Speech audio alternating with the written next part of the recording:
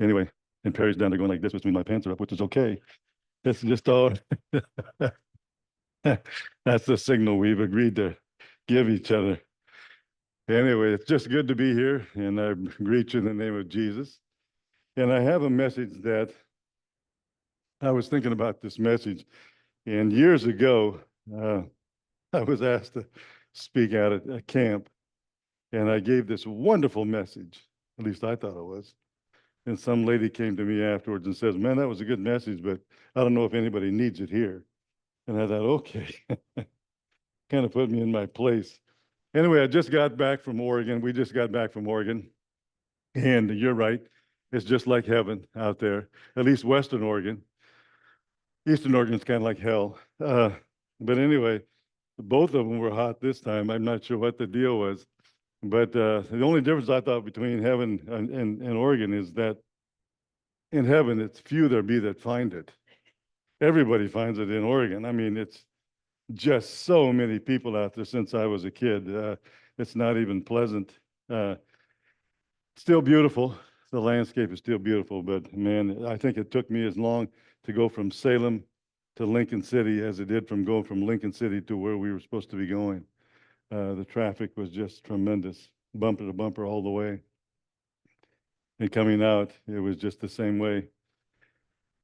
My message kind of comes from just what I felt in the reunion that I had. It's a time of reminiscing, of course, for the old duffers, and there's only 5 of us old duffers left. And I got to speak to all my brothers and sisters, although my brother, I think, is going through a time of trial, and it's kind of rough for him. I didn't speak to him too much. But maybe for the younger generation, it was a time of looking into the future, what was going to happen, and what's happening down the road. I was thinking about that, and 2 of them are going to go to Germany, and they're going to study there because they are dual citizenships with Germany, and Germany provides free college, the first 2 years of free college, and so they're going to go pick up their college there in Germany. Another one was going to write out his composition or finish his composition in music so that he could get his final degree or finally get his degree in music. And then what he's going to do, I'm not sure what he's going to do with that, but he's one of these guys that wants to write this Handel Messiah thing, you know, and everybody goes, yeah, yeah, wonderful like that. And he's a good musician. I'm not sure if he's going to make the big boys or not, but he's a good musician. And there's another one that's waiting for her husband to die from a genetic disposition that he has. And it's usually terminal, and it's usually between the years of 50s and 60s and 70s.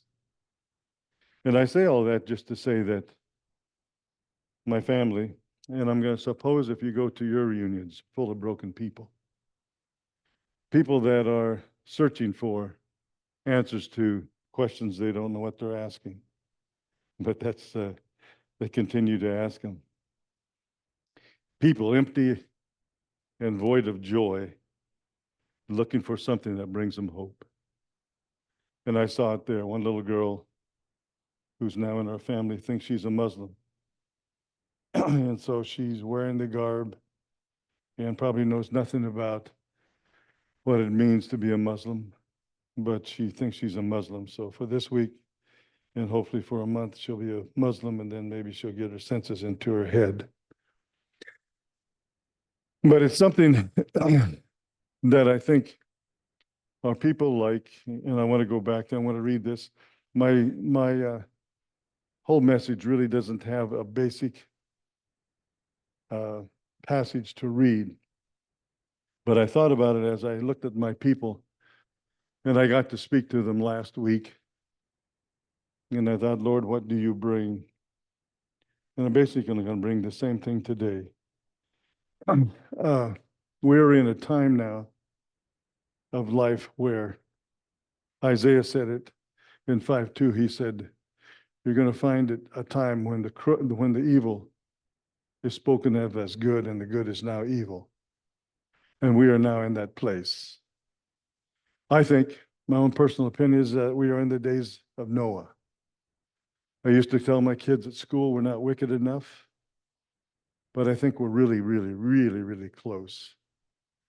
And I think just in the time of when God looked down and looked at Noah and what was going on with him, and he said, man, I can't stand it anymore. I'm going to send a flood and we'll start all this thing all over again.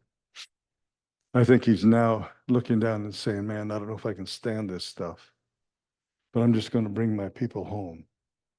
It's been happening over and over again for 2,000 years, but I think anyway, people are just becoming crazy.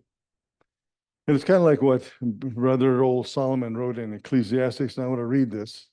And it comes out of chapter 1, and I'm going to start at verse 13. If you want to follow along, you can. If not, that's okay.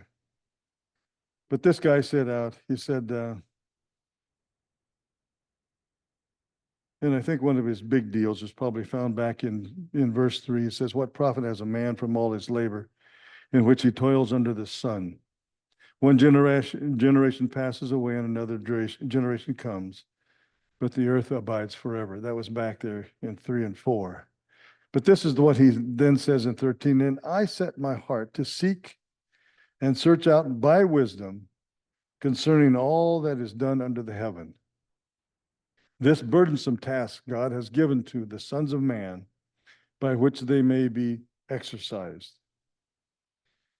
I have seen all the works that are done under the sun, and indeed all is vanity and grasping for wind. What is crooked cannot be made straight, and what is lacking cannot be numbered. I think the last part there says, if you don't have it, you can't number it. If you don't, it's not in your possession, there's no use in numbering it because it's just not yours. What he's saying there, I think, is that and I set my heart to seek and search out the wisdom by concerning all that is done under the sun. What is the work that is being done under the sun? He says, I'm going to search it all out. He said, the burden of some task has been given to man by which they may be exercised, or which they may be occupied with. All of us been given an occupation, I think. Most of us working here. And he said, I'm just going to discover all those kinds of things. And then he goes on to say, he's the searching for the wind. I mean, everything that we do and work and this kind of stuff is kind of like searching for the wind. We're working for the next dollar, most of us are. And when is enough, I don't know. But then he says the next words, and I like those. What is crooked cannot be made straight. And he said, I think what he's saying there is, he says, I'm not sure if it's going to be trying, but he said, it's not that we shouldn't try to make things straight. But he says, you can take all the resources of this, all the investigating that you want to do about all these kinds of works and all this kind of stuff and what's going on in this world. You can take all of that and you can take all the resources of the earth to try to make it straight, but it isn't going to help. Jean's reading a book right now that she just picked up in probably at Goodwill, and it's about life and how to handle life. But none of it's from a spiritual perspective. And so as she reads along, Jesus says it's kind of empty because the answers just aren't there. I know what the answer is. The answer is Christ. But how do you tell that to people out there that are searching, just like Solomon is searching? What is the meaning of life? Where's the hope in life? And so today I just want to work on 3 things that I think, or just put out one thing, I guess it is 3 things that I think is going to be helpful to us and maybe to encourage you to just attempt to have a deeper walk with Christ. And the first thing is how's your relationship? I'm going to ask you a couple of questions. How's your relationship with Jesus Christ? Is it where you want it to be? Or is it on fire or is it on hold? You know, once had a young man tell me, I asked him the same question. He said, well, I've got him on hold. And my question to you is, to your young men, to your young women, to your old men and women, how long would you wait if you put someone on hold? Or how if somebody put you on hold, how long do you wait? We're in a very quick generation, and we would say, man, the guy put me on hold. Are you going to wait 5 minutes for him to come back and tell you whatever? Or are you immediately going to hang that thing up? Are you going to wait for 20 minutes? I know I've been on the phone for 20 minutes and hear the little music playing, and I'm doing something else and listening for this voice to come cracking through saying, hey, wait 20 minutes. Do you wait an hour? And if you wouldn't wait an hour, how long do you expect my Lord to wait? I think in my Lord, just understanding who God is, probably he would wait for a lifetime until your last breath. That's my Lord. He's merciful. We are not consumed because his mercies, because of his great mercies. So how long would you wait? So what is the answer to this in your relationship? You and I are given 2 commandments. I'm going to talk about this morning. Very simple message.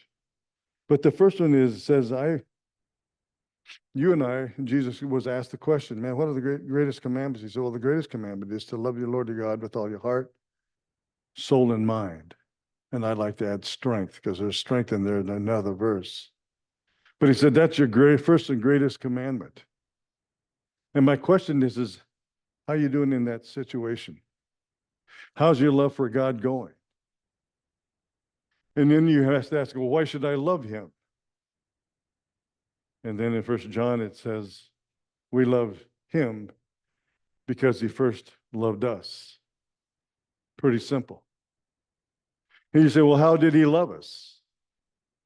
Well, he loved us so much that he gave you and I his son. For God so loved Perry, for God so loved Mary so much that he gave his only begotten son. That if those two, or anybody else that you put your name in there, believe in him, they'll never perish, but have everlasting life. You stop and think about that. I don't know if there's anybody here that only has one son, but there's a bunch of us that have sons. But how would you like to give up one son, your only begotten son, for a bunch of people who probably just don't really, are not going to care? And he knows who that person is. He knows who you are, if you're going to care. But he says, I love you so much that I'm going to give my son to die on the cross for you. And that's what he did. But what's more amazing is if you go to John 1, he says, in the beginning, the Word was with God, and the Word was God. The same was in the beginning with God. What's he saying? He's saying that I am going to go myself. God himself comes to earth to live for you and I, to live with you and I. And then he tells us, I am the way, I am the truth, and I am the life. And no one comes to the Father except through me. And so, young person, old person, whatever it is, another way of saying this, if you want to get to heaven, you're going to have to come through Christ. That is the only way. And there would be some people in my group that was sitting there at the family would say, no, that's not the only way. There were some in my group that said, you know what, I've given up on this thing. I don't want to be. I don't even believe in Christ anymore. You think, man, how did you get there? Maybe because mom and dad dropped the ball? No. When you get to be 13, 14, and 15, I think it becomes your choice. And I don't want anybody in this crowd here kicking themselves because their sons or their daughters have gone awry and they're now 20 and 30 years old. That's their choice. But the one thing that you've got to do is continue living for Jesus Christ. Continue showing them what Christ has done. Continue to express those stories to the grandchildren, to your children, about what God has done and is doing in your life. And again,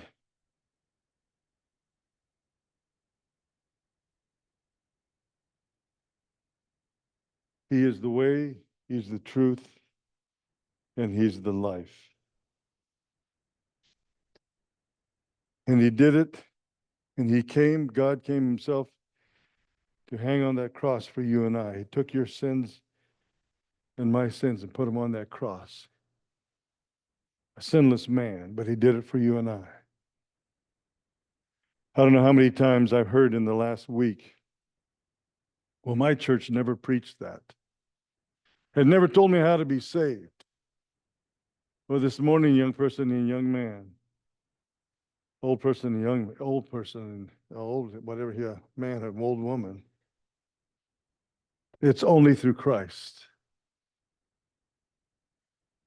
And you say, well, how can I grow closer to Christ and how grow closer to God? And I think it's got to be through, number one, prayer. Paul tells us to pray without ceasing. And you say, well, man, I can't pray all the time. I don't know about you, but boy, there's a lot of times during that day I'm saying a prayer. And it's either a prayer of blessing, prayer of praise, prayer of whatever it is, or prayer for help. But He's there. It's where I kind of go to all the time. Every day, every kind of breath of my life. It's just something that I've kind of grown into. But pray is probably one of the steps that you can have to get drawing closer to God. Taking that time out and just to pray. And as I looked at my crowd at my reunion, there's a lot to pray for. And again, you don't quit praying until the last breath is taken. Because there's a lot of people who have put their Jesus on hold and have walked away and said, sometime I hope to come back. But they're out searching. And they just can't seem to find what it is. The bottle's not answering their questions. Entertainment's not giving them the hope that they need. Money's not satisfying their deep inner soul. It's just going on. I mean, it's just, they can buy what they can, but it's not answering really their need. And I'm thinking, okay. The other thing, I think the first thing I think it is, what I put down, the first thing I did is to read this book. And I know it takes time, but I'm asking for my young people, 13, 10, 11, when you can start to read, pick this thing up and read it. Doesn't have to be a long time, just read it. I know that nobody has the time that Gene and I do, but now we're reading, I think it's seven chapters a day, getting through the book in about 8 to 10 months, because there's going to be breaks in there. But reading this letter, he will tell you, and you say, well, it's so boring. That's what I felt as a kid anyway. So boring. But pick up a Living Bible. Daryl has one out there. It's a paraphrase. I know that. But it's a lot easier reading than what this is. The King James. I know that's the most one of there. And then after you've prayed and after you've read and you've prayed, and again, before you read that book, ask the Lord, open my eyes to something I need to see in this book. that would help me out in my life and my relationship with you. Do it daily. And I don't care what it takes, but it takes time. I was interested. I went to visit my nephew, who is 75 years old. I mean, he's an old duffer. And I sat down with him, and he's been divorced twice now. And I don't know if he has a girlfriend or not. He had mentioned a girlfriend, but I don't know if it's going on relationship. But what really blessed me is I walked into his house, and there and laying on this table, opened up, is the Word of God. He didn't do it to impress Leon, his uncle. He did it because that's what he does. And he gets up at 5:30 in the morning or 5 o'clock. He's a trucker. And he sits down at the table with his coffee, and he begins to read. I caught him at it both mornings I was there. Huh. And he said, yeah, that's what sustains me. That's what my hope is in this thing right here, in the one who gave his life for me. That's him. Just blessed my heart. And then I think the third thing for drawing closer to God, and this is a tough one to do, and I've told you this before, I think, but to sit and to listen. Get into that quiet place where you can listen to God. You probably fall asleep, just like me. But listen anyway, because when you're waking up, you might have a word for you about what you've read. But take time. Listen for him to tell you. And the fourth thing that I thought would be good to know is learn to accept no from God. We're tough on that. John reminded me this morning in Sunday school class, because I would do the same exact thing. When it doesn't work out for me, I pray to my Father, and he's not doing anything, then I'll go to the doctor and see if he can do something. Huh. Was the answer no? Probably not.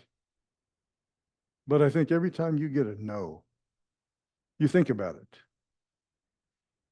If you have a child and you're raising this child and he comes to you and says, hey, can I go play on the street? You know, and the cars are zipping by at 50 miles an hour. And you would say to him, yeah, go right ahead, because you didn't like him. That might be the reason why. But no, you're going to say no. Why would you do that? It's for his protection. And I think every time you get a no from God, it's probably for your protection. He knows you can't handle the situation, or he knows that you're going to get into a bad situation, or whatever it is. I don't know. But learn to hear the word no and accept it as this is also from God, instead of trying to manipulate things around and doing it your own way.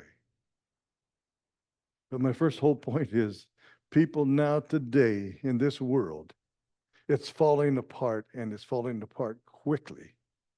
It's amazing. And you heard the news last night. They tried to do with the one man that everybody thinks is going to save the world, and he can't. Tried to do away with him. But there are now 167 or 100, I'm not sure how many hundreds of genders that you can be now. It's ridiculous. Stupidity. But it's here. Our families are under attack. It's amazing how our families are being attacked.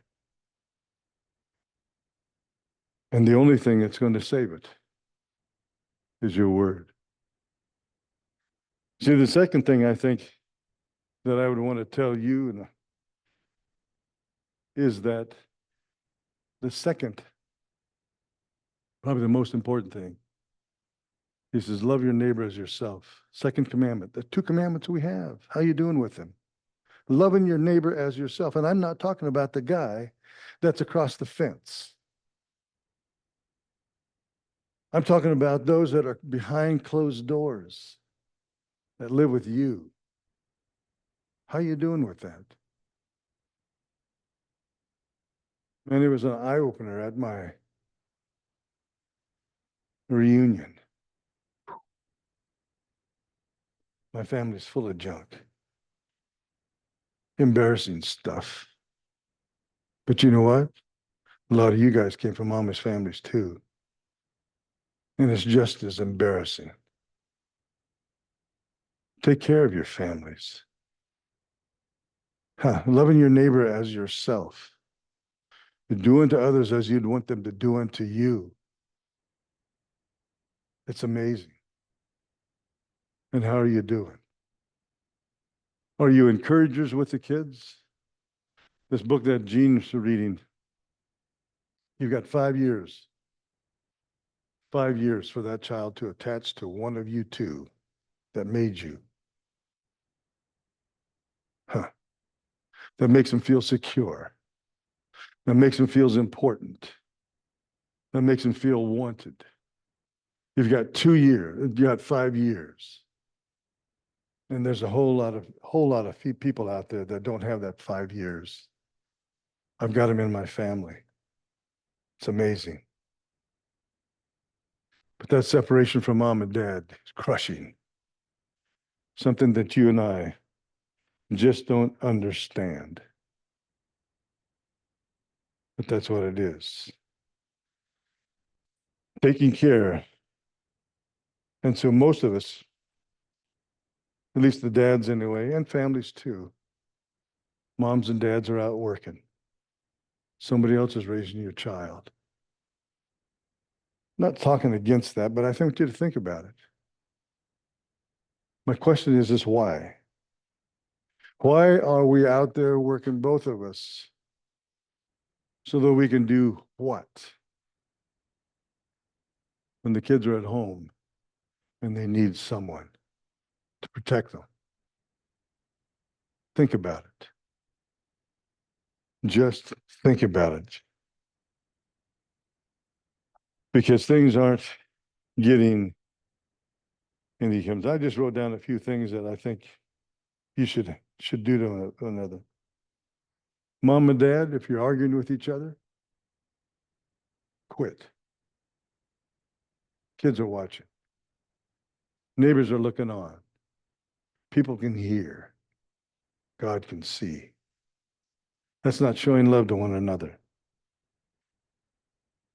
And why are you arguing? Is it because you want your own way? Encourage one another. You did great. I know this is the one that my sons threw back at me. Well, you didn't encourage me. Or say, hey, let me help you do better. Expect the best from your child, but you're going to maybe have to help. Read the word to your children and discuss the word. And if you don't know the word, child, go to your dad and ask him. He's supposed to know. Put him on the hot spot. Why is this happening? Why did he do this? And let your dad explain it or say, well, man, I don't know, but let's go look at this together. How many times a day do you say to your child or to your spouse, I love you? Should be 5, 10, 15 times a day. And mean it. Kendall said the right thing. It's good that his wife is away. Finally learns what that wife has to go through. And they're indispensable. They're wonderful. You didn't think I'd say that, did you? But anyway, they are. And I love my wife. And she's got to hear that I love her all the time. And I do it. I tell her all the time. Never leave home. Man